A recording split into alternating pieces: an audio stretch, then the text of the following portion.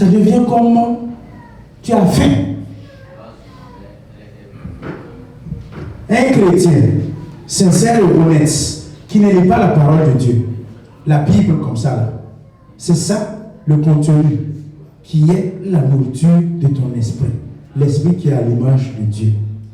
Quand tu ne lis pas la parole de Dieu, c'est ce qu'on appelle la sécheresse spirituelle, la faim spirituelle, péri spirituelle.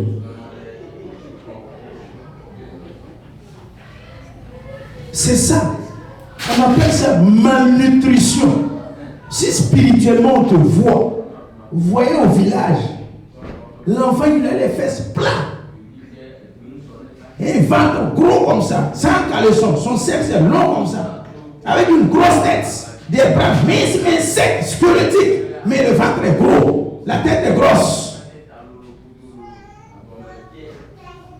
En esprit, si tu ne manges pas ça, tu es comme ça. Physiquement, tu es pimpante. Physiquement, tu es bien habillé, sapé, cravaté, vesté. Mais en esprit, tu souffres de kwashiorkor, tu souffres de péri. Tu es malade spirituellement puisque tu es mal nourri. Et moi, sans lire la parole de Dieu, je sais qu'il y a des chrétiens ici, si ce n'est pas dimanche, parce que je tiens ici, nous allons lire la parole de Dieu. Dès qu'on finit de lire cette référence, il a fait comme ça, pouf, dimanche prochain, nous allons lire la parole de Dieu. Pouf, dimanche prochain, nous allons lire la parole de Dieu. Non. Non. Priez ta Bible chaque jour, chaque jour. Priez.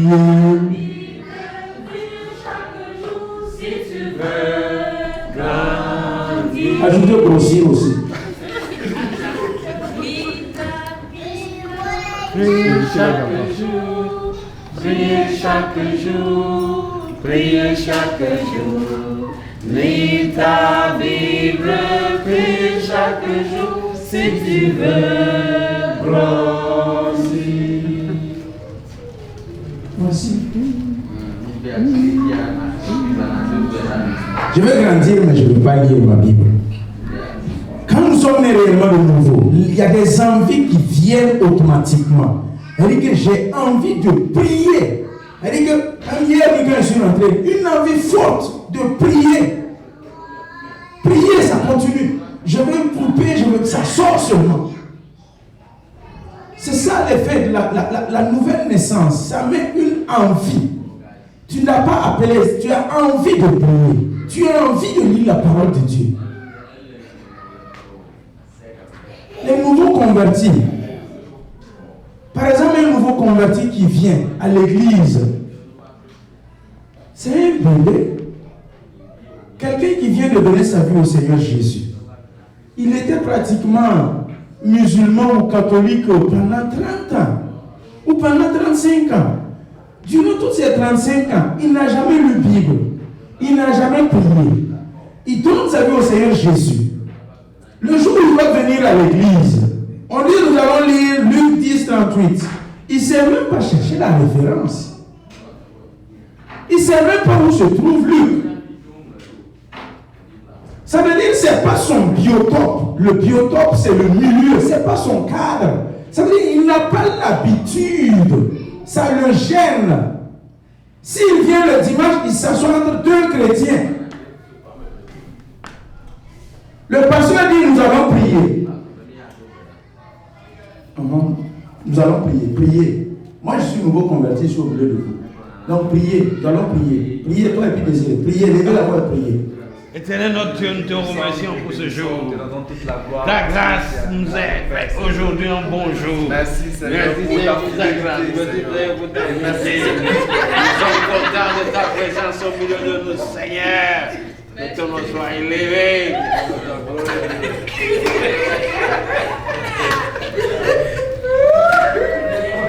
C'est ce qu'il va faire. Maintenant, pendant qu'ils sont en train de prier, là, ça veut dire qu'ils essaient de capter ce qu'ils disent. Par Par exemple, lui, son sac de riz est fini. Le mil est fini. Et lui, son enfant qui est malade à l'hôpital, on dit de prier, il est assis. Il écoute, puisqu'il ne connaît pas prier. La plupart, nous tous, on a copié prière des gens. Lui, son sac de riz est fini. Seigneur, Seigneur, aide-moi, soutiens-moi. Oh Seigneur, pourvois mes besoins. Il est en train d'écouter. Il pense que c'est comme ça, on prie. Lui, maintenant, c'est quoi? Un enfant qui est malade, il prie. Oh Seigneur, guéris mon enfant. Oh Seigneur, Seigneur. Et par moments, il pleure. Il pense que c'est comme ça. Donc, dimanche prochain, s'il vient, on dit, nous allons prier. Il se lève. Il aussi va faire comment? Seigneur, toi, aide-moi pour voir mes besoins. Il se rappelle de ce que lui, là, il a dit. Seigneur, soutiens, aide mon enfant. C'est pas. Le pire, si vous êtes une église charismatique qui parle en langue, par le Saint-Esprit, oh là là, il est assis. Parlez en langue. Les broseka, les broboseka, Mama, Holy Spirit, Holy Spirit, Amen.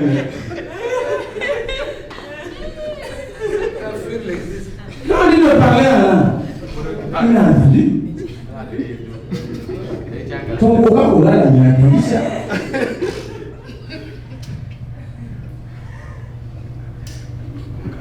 Combien de gens ont copié parler en langue? Combien de gens? Ça, c'est déjà parler gros. C'est ça, il va copier. Paraporo. C'est ça, il va copier.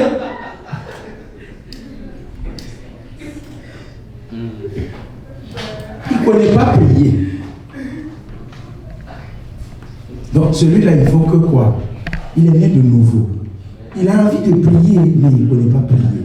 Il a envie de lire la parole de Dieu, mais il ne connaît pas. Quand il prend Psaume 23, l'Éternel est mon berger, je ne manquerai de rien. À travers la lecture, vous allez voir que cette personne, il va commencer à prier. Un nouveau chrétien ne peut pas commencer automatiquement à prier. Non. Un nouveau converti ne peut pas commencer. Il commence d'abord par la lecture de la parole. Puisqu'on prie par la parole, ne copiez pas prier des gens. Les parler en langue, ne copiez pas parler en langue. Quand j'étais petit, là, quand j'entends les grands frères parler en langue, vous vous rappelez quand on était enfant, si quelqu'un va parler en langue, il se concentre comme ça. Je suis petit, on l'observe. Ça,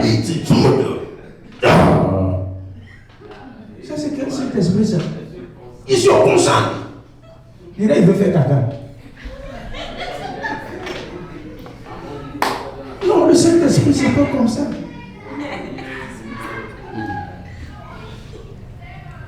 Tu as copié ça. Mais ce que tu as copié là, ça va partir. Si vous voulez essayer de voir, copier parler la langue de quelqu'un, copier ça, vous n'allez pas vous rendre compte, ça va partir.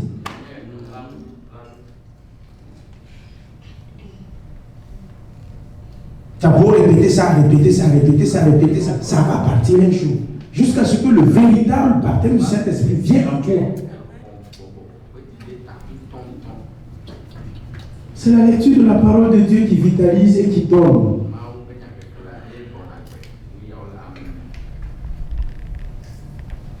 Moi qui étais bagarreur là, quand je suis réellement né de nouveau, mes parents vont réaliser, ah, mais lui là, c'est lui qu'on a fait ça et puis il n'a pas réagi. Oh, waouh, il a changé. C'est le Saint-Esprit qui fait ça en toi. Ceux du monde disent que non, plus on prend de l'âge, plus on prend de la sagesse. Ça c'est une expression mondaine, ça.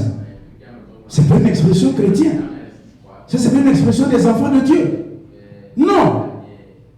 Quand on est ancien dans l'église, c'est pas l'âge. Un jeune de 25 ans peut être un ancien dans l'église. Non, on ne prend pas la sagesse avec l'âge. Ça, c'est l'expression du monde, ça. On prend la sagesse avec le Saint-Esprit. Jacques 1:3. Que celui qui manque la sagesse prie et demande à Dieu qui lui donne.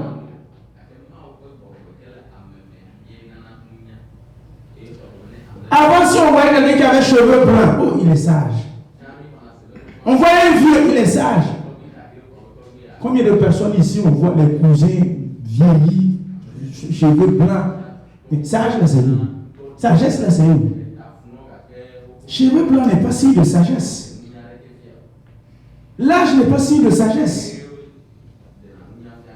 Le Saint-Esprit qui est en nous te donne automatiquement la sagesse. Toi-même, tu comprends que ces actes-là, tu ne peux plus faire ça. Toi, dans le quartier, tout le monde, on t'appelait Jibo Polo. C'est toi qui frappes tout le monde. John brille dans le quartier. Tu ravages tout. Mais une fois que le Saint-Esprit vient en toi, bagarre même, tu ne peux même pas, quand tu vois les gens se bagarrer, ils souffrent.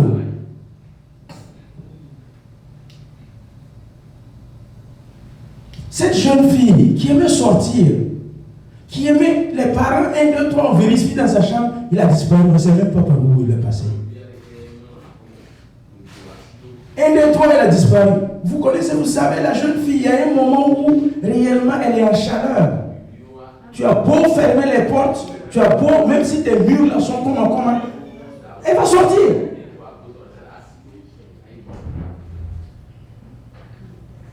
Mais quand le Saint-Esprit réellement est en elle, les parents sont là, elle ne sort plus. Elle est assise. Parce qu'elle a réellement le Saint-Esprit en elle. Vous voyez comment les musulmans construisent leur maison au pays, non? Grand mur comme ça, avec des pointes dessus. Et au niveau de la porte aussi, ils ont fermé. Comment? Et toute la porte, tu ne peux même pas. 18h, c'est fermé.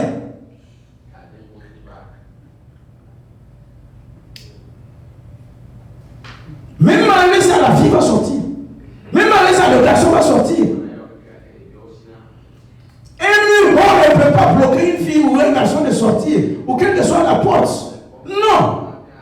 C'est réellement la nouvelle naissance en lui. Si tu es réellement né de nouveau, tu n'escalades plus le mur spirituel de ta vie. Si tu es réellement né de nouveau, la porte là, tu ne la forces pas à 2h du matin dans ta vie spirituelle pour sortir. Non. Ton père voit que cet enfant maintenant, il ne sort plus. Dieu qui est ton père, il voit que cet enfant ne sort plus. Ton papa biologique est assis, ta maman biologique est assise, il voit que tu ne sors plus. Sois étonné. Mais tu ne sors pas aujourd'hui, non. Non, c'est bon, je sors. Et ça s'est arrêté.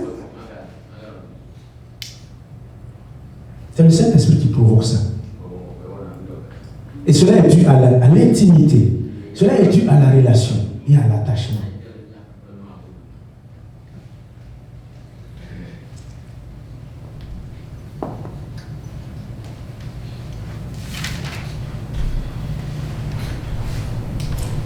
Philippiens 3:11.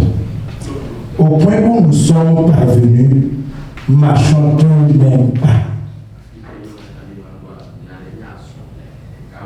Au fur et à mesure, tu fréquentes le lieu secret, ce qu'on appelle Matthieu 6:6. Réellement de nouveau, tu marches d'un même pas avec le Saint-Esprit. Tu rentres dans le lieu secret. Tu as envie d'aller dans le lieu secret. C'est le Saint-Esprit qui fait ça.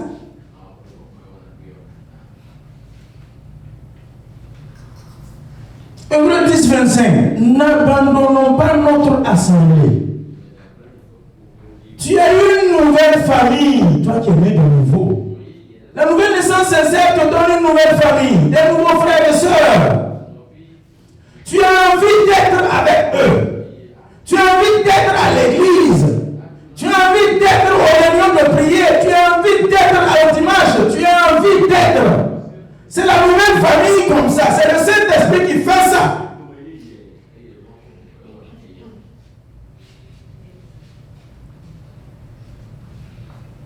Toutes les rencontres de l'église, quand tu es réellement né de nouveau, tu as envie d'y participer. Les nouveaux convertis, ils ne savent pas conjuguer la famille biologique et la famille corps de Christ. Ils ne savent pas balancer et équilibrer. C'est pour cela que vous allez voir, la famille dit souvent que non, que depuis qu'il est devenu chrétien, là, paraît-il qu'il est devenu Jésus là-bas, là, il ne vient plus vers nous. Il ne vient plus nous rendre visite. Il nous a abandonné nos cérémonies, il ne vient plus. C'est parce qu'il vient de l'aide, il ne connaît pas d'abord. Il ne sait pas comment équilibrer ces deux familles, comment gérer ces deux familles. La famille corps de Christ, là-bas c'est un esprit, c'est une puissance qui le tire. Mais la famille biologique, c'est un nom qui le lie avec, c'est un sang qui le lie avec, c'est une région qui le lie avec, ou le sexe qui le lie avec.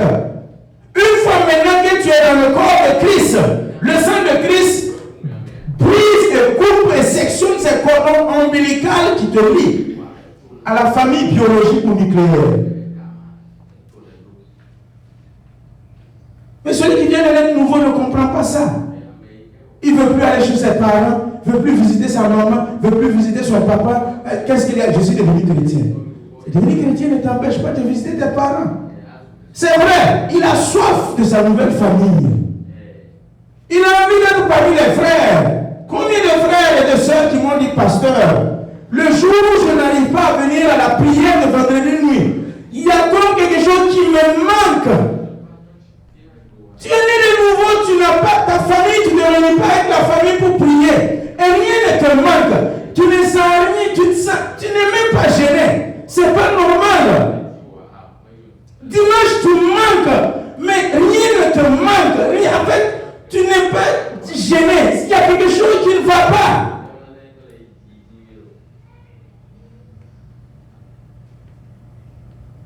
La nouvelle naissance provoque ces choses. Si je fais 1 mois, 2 mois, sans voir cette famille, je suis privé. Ça ne va pas.